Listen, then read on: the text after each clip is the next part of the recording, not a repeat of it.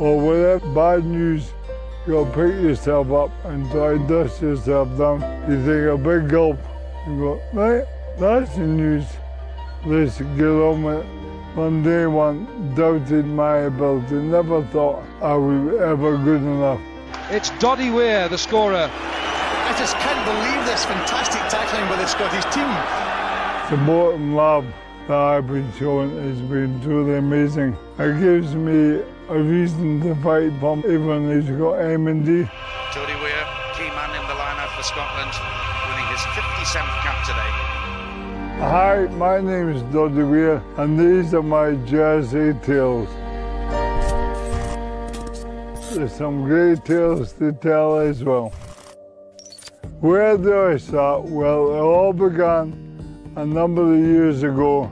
Thankfully, I chose Melrose Rugby Club. Some people might know this, but a lot probably don't. But I used to enjoy horse riding, and it was through the pony club that I met Sandy Fairburn, and he used to play for Melrose under 14s and said, why do I come down? If it wasn't for that day they said come down, I'm sure that my jersey tail rack would not be quite as interesting as it was. Melrose set me up for me to play my first game for Scotland. Doddie Weir, the man from Melrose, scores only his second try for his country.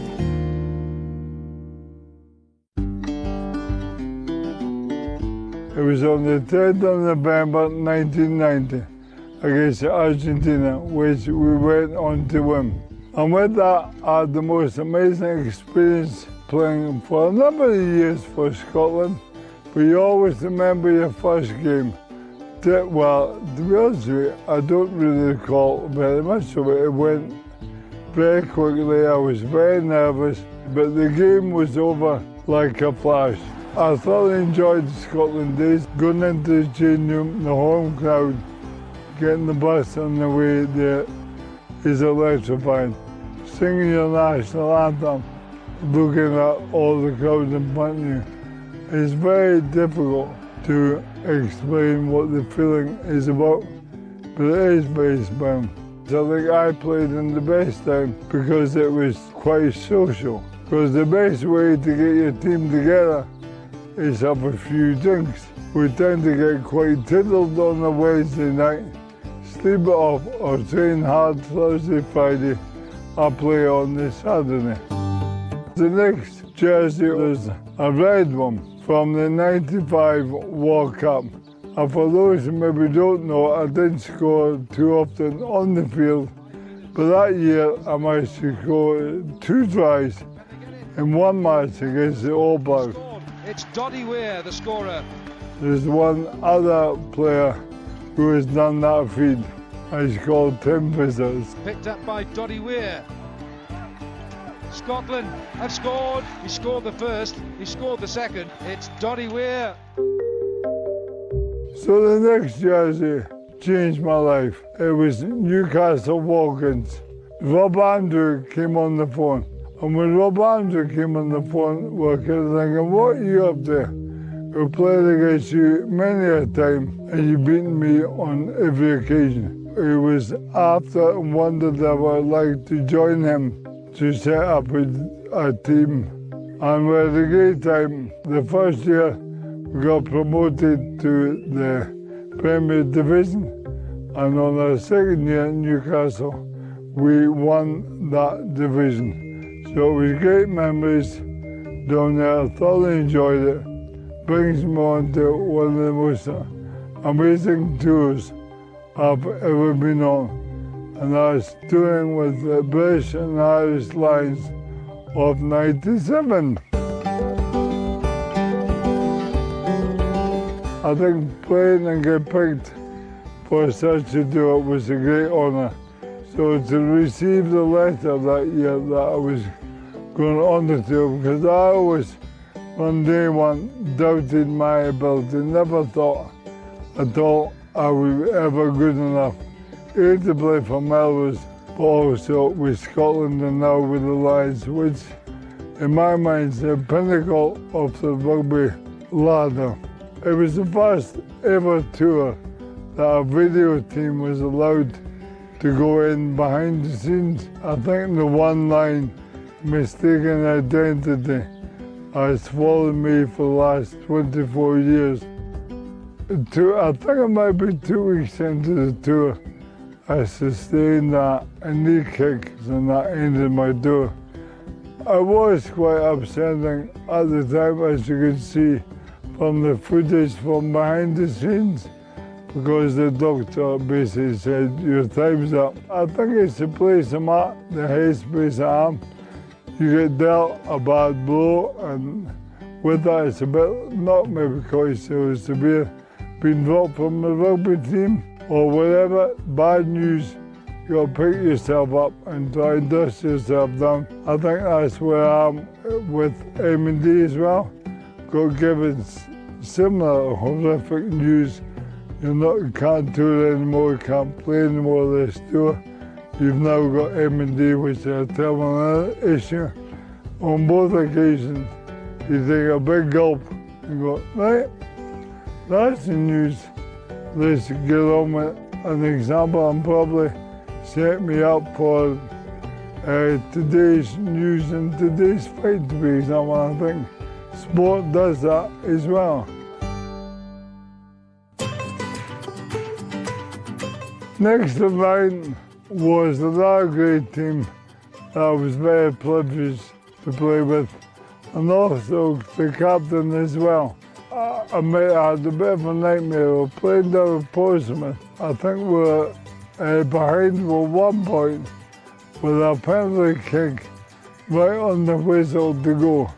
So as captain, I didn't want to lose, so I said to the kicker to kick the points and allow the Barbarians to win. Unfortunately, he missed the kick.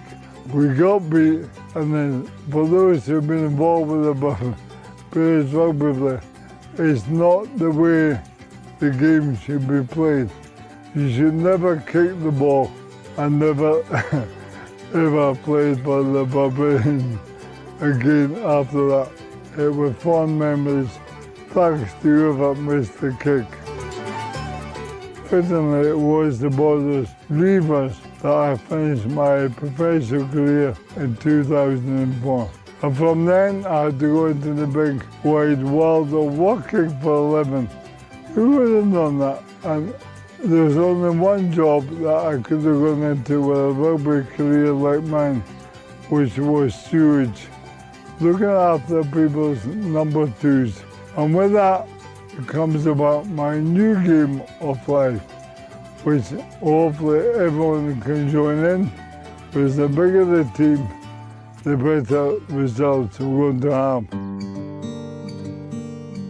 So my next journey is going to be quite an emotional one. In December 2016, I got diagnosed with motor neuron disease. For those who maybe don't know, it's a terminal issue that covers the whole of the body in the sort of muscle wastage.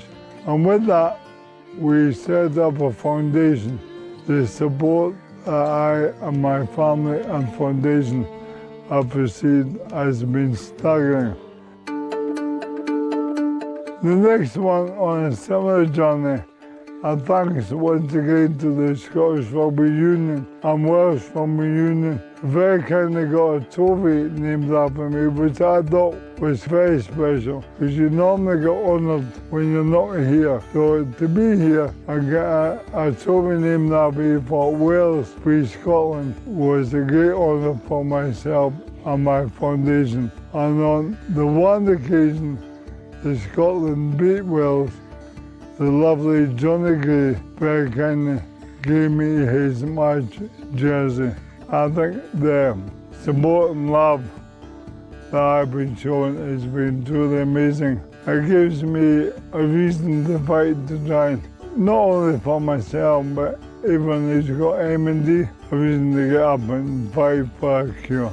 So, ladies and gentlemen, that concludes my story in short, and all the games that I played in. Have a great time. And if I was allowed, we'd certainly do it all over again. Maybe not in today's world, because I think it's too analysed. Too many cameras, not enough drinking and socialising. We got away with quite a bit, and I do agree. Got a lot of lovely memories. You don't know what's around the corner. And the game of rugby certainly made me enjoy and appreciate what I have.